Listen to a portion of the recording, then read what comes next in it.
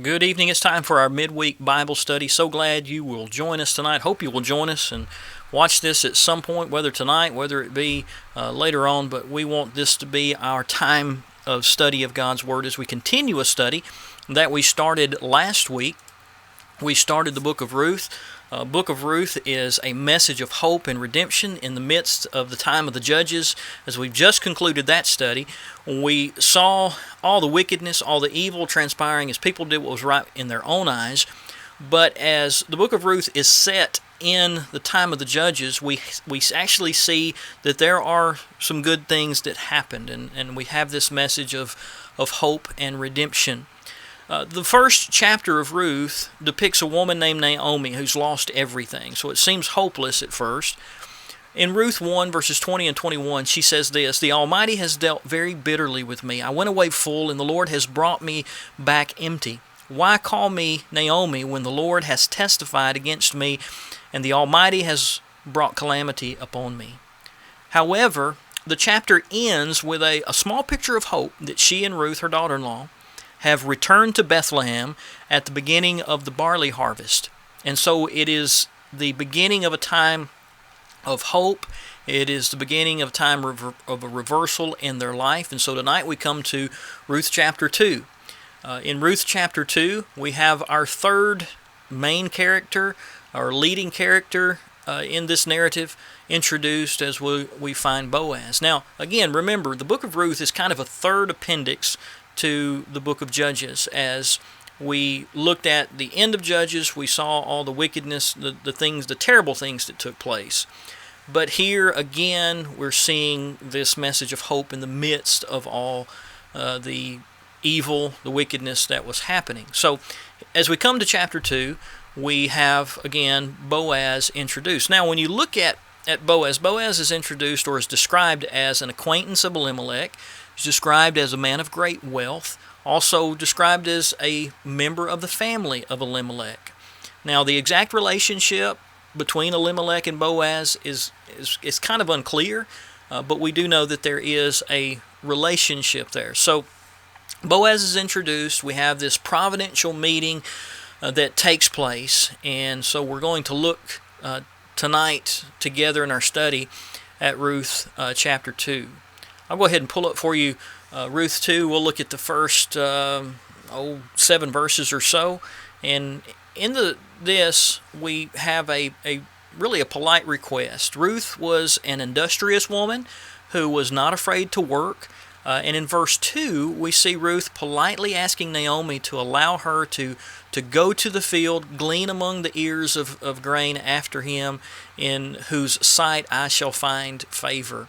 Now, gleaning, if you will, was a provision for the poor. Mosaic law stipulated that the farm owner was not allowed to harvest every grain, but were to leave some in the field, and that which fell to the ground while reaping, to leave that in the field. You can go back to Leviticus 19, Leviticus chapter 23, Deuteronomy 24. But you were not to strip the field bare during the harvest, but to leave some. So this stipulation was in the Mosaic law for the poor. And so this is what Ruth is asking to do so that she and Naomi can eat, can have food.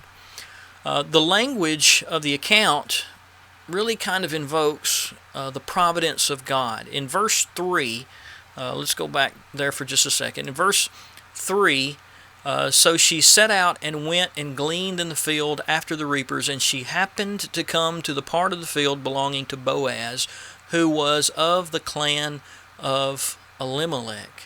So in verse 3, Ruth just happens to find a field that belonged to Boaz, to a distant relative of Elimelech. Verse 4, I'm sorry to jump back and forth, but I want you to see this. In verse 4, it just so happened that Boaz came from Bethlehem. Now remember, Bethlehem meant the house of bread. So she came to this very field. It just so happened to be his very field. And so the account is directly pointing out how God is at work.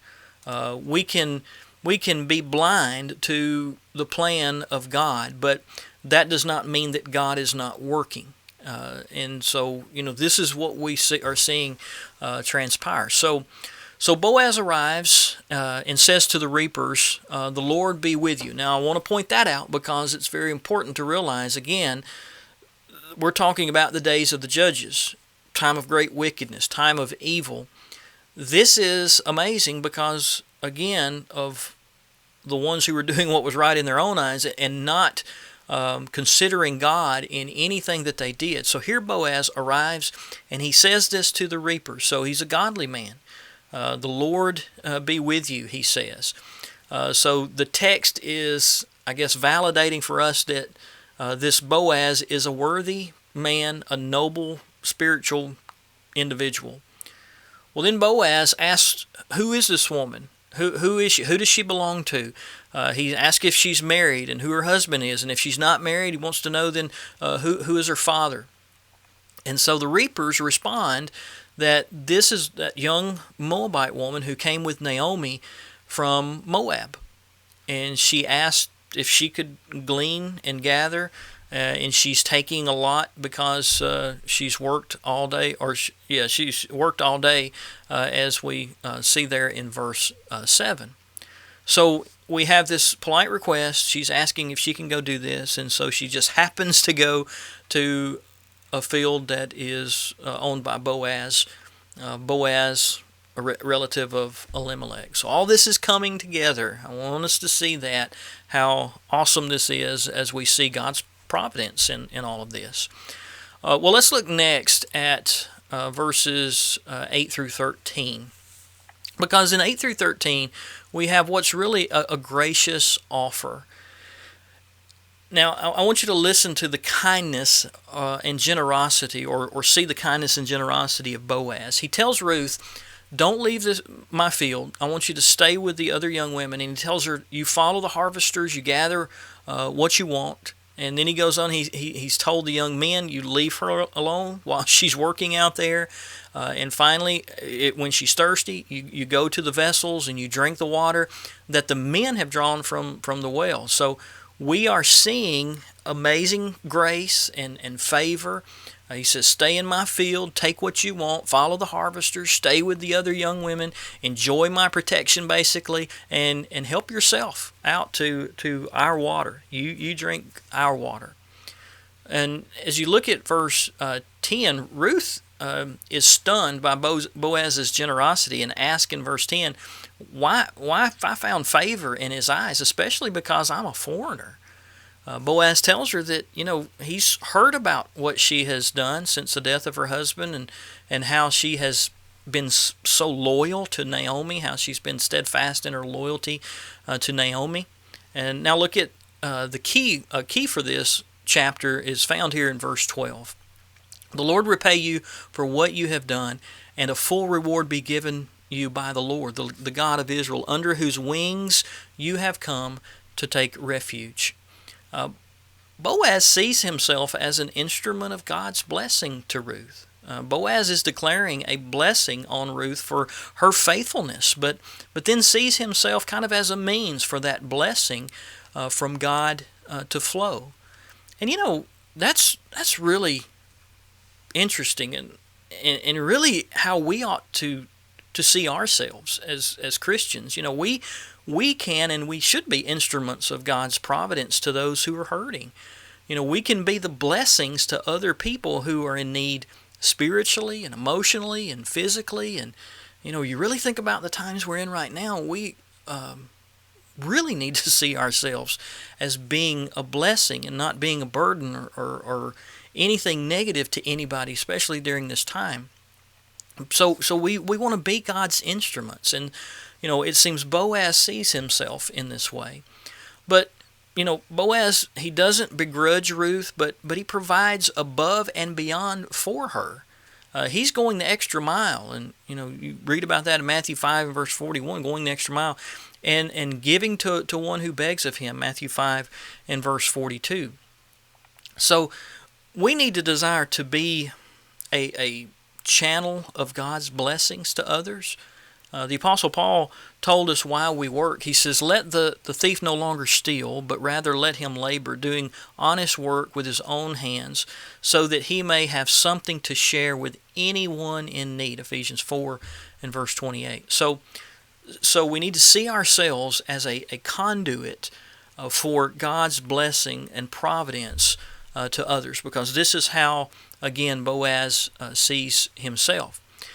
So as we move on to the rest of this chapter, I want us to see, and bear with me just a minute, I'll pull the rest of this up for you.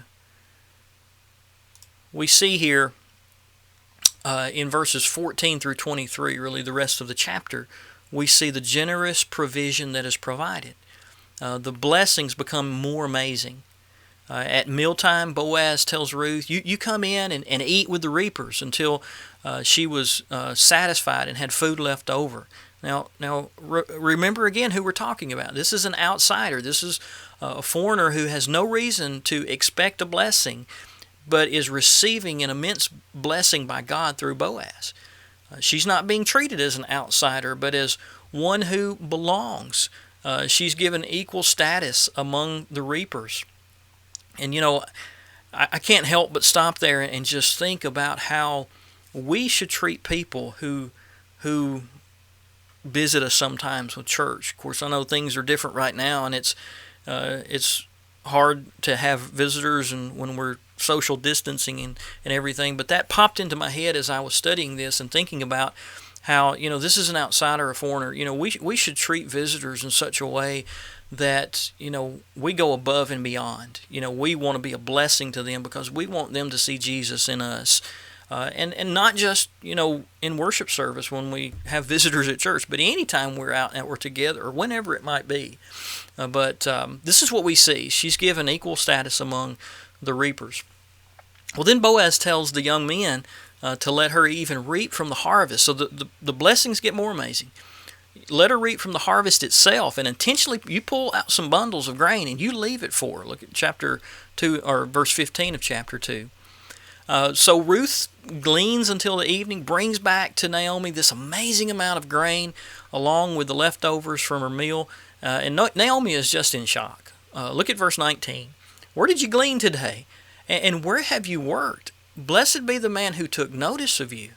So Ruth says that, she worked in the field of a man named Boaz. This means nothing to Ruth. She thinks she has just stumbled upon a random field, doesn't know that God is at work.